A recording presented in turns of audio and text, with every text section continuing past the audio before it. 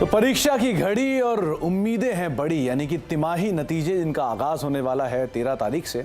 और इन तिमाही नतीजों में किसके नतीजे बेहतर रहेंगे, किसके नतीजे कमज़ोर रहेंगे, किन किन चीज़ों पर आपको ध्यान रखना है और कौन कौन से सेक्टर आउट परफॉर्म कर सकते हैं, उस पर हम बातचीत कर रहे हैं। और हम क्योंकि इतने बड़े सब्जेक्ट या इतने सारी सब्जेक्ट्स को शामिल नहीं कर सकते, इसलिए हमने सिर्फ 6 सब्जेक्ट चुने हैं, जिसमें से auto, IT, bank, metal, FMCG, capital goods. इसके ऊपर हम चर्चा कर रहे हैं और 2 प्रोफेसर हमारे साथ मौजूद हैं, जिसमें हम बातचीत कर रहे हैं गौरांग सर से, और साथ साथ नरेंद्र सोलंकी सर भी हमारे साथ मौजूद है, जिनसे हम बातचीत कर रहे हैं इन सभी सेक्टर्स को लेकर।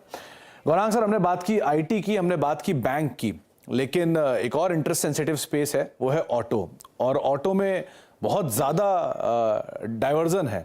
2 व्हीलर का अलग परफॉर्मेंस, पैसेंजर व्हीकल का अलग परफॉर्मेंस, कमर्शियल व्हीकल का अलग परफॉर्मेंस, एक्सपोर्ट ओरिएंटेड कंपनियों का अलग परफॉर्मेंस। तो इसमें कैसे पिक एंड चूज करा जाए?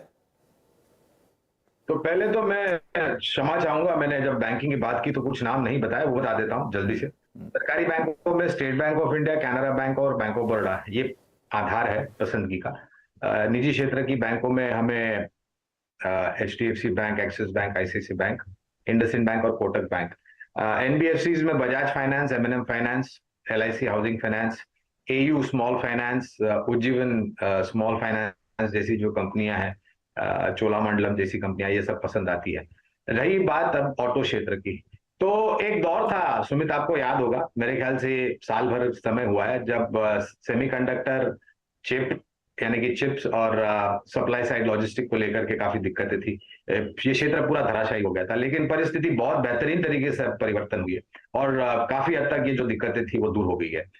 दिल्ली में मेरे ख्याल से जनवरी में ऑटो एक्सपो हुआ था। वहां पर जिस तरीके से सभी कंपनियों ने नए लॉन्चेस को लेकर के घोषणाएं की, भविष्य में आने वाले नई टेक्नोलॉजी को लेकर के जो लॉन्चेस हो गए उसकी बातें करी, महीने दर महीने जो बिक्री के आंकड़े आए, अभी जो आप जिक्र कर रहे थे, कहीं पर कम आए, कहीं पर अच्छे आए, कहीं पर उम्मीद के बराबर आए।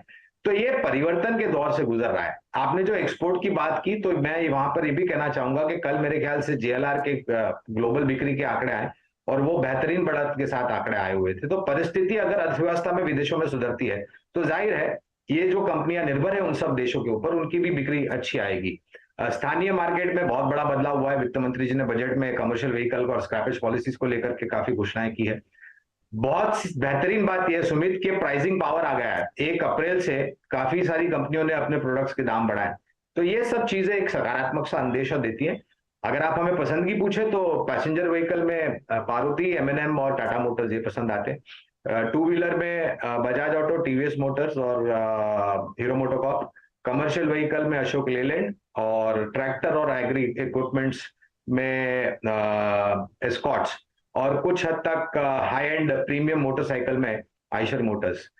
मेरा ख्याल से आपको यहाँ पर भी नजर रखनी चाहिए, और परिस्थिति जैसे जैसे सुधरेगी वैसे वैसे महीने दर महीने बिक्री के आंकड़े भी सुधरेंगे और लागत खर्च भी धीरे धीरे कम होगा ऑपरेशनल एफिशिएंसी को लेकर।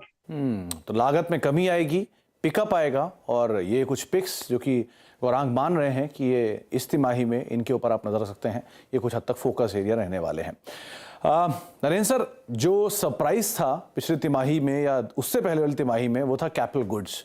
पिछले साल का एक ऐसा आउट परफॉर्मर, इसको किसी सोचा भी नहीं था कि इस तरह की परफॉर्मेंस आ जाएगी। चाहे आप लार्सन जैसे प्लेयर ले लें, सीमेंस, ABB जैसे बड़े नाम ले लें, थर्मैक्स जैसी कंपनियां ले लें, सब ने एक शानदार मूव आते हुए वहाँ पर देखने को मिला। तो इतना की जो स्ट्रॉन्ग परफॉर्मेंस आई है नंबर्स में, क्या वो कैरी फॉरवर्ड करेगी? खास तौर से ऑर्डर इनफ्लो इतने अच्छे आए, एग्जीक्यूशन बेटर है, यहाँ क्या करें?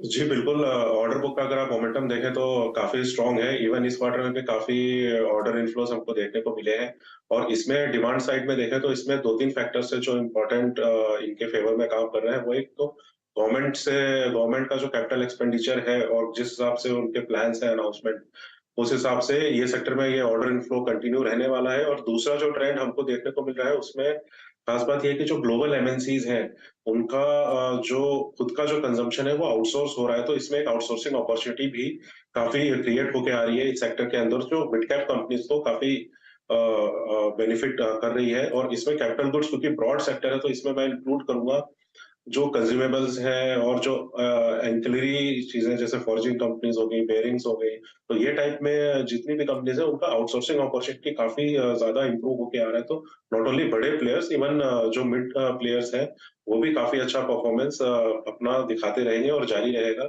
और इसमें जो बेस्ट जो हमारी पिक्स होगी, जैसे बेयरिंग्स में एसकेएफ हो गया, एनआरबी बेयरिंग्स हो गया, देन इवन रिफ्रैक्टरीज में आप वेसुवियस हो गया, आरके फॉर्जिंग्स है, फॉर्जिंग्स के अंदर तो इस टाइप की जो सेगमेंट्स है कैपिटल गुड्स के अंदर भी वो काफी प्रॉमिसिंग रिजल्ट्स आगे दिखाते रहेंगे।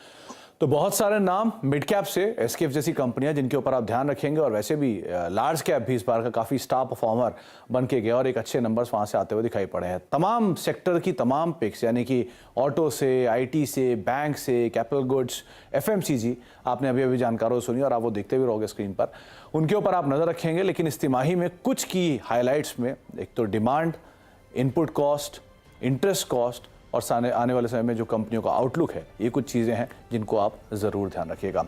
हर बार की तरह गौरांग सर बहुत बहुत शुक्रिया आपका हमारे साथ मौजूद रहने के लिए और आसान करने के लिए हमारी दुविधा को। और नरेंद्र सर आपका भी बहुत बहुत शुक्रिया हमारे साथ बने रहने के लिए हमेशा और तमाम जो नतीजे हैं उन पर बातचीत करने के लिए।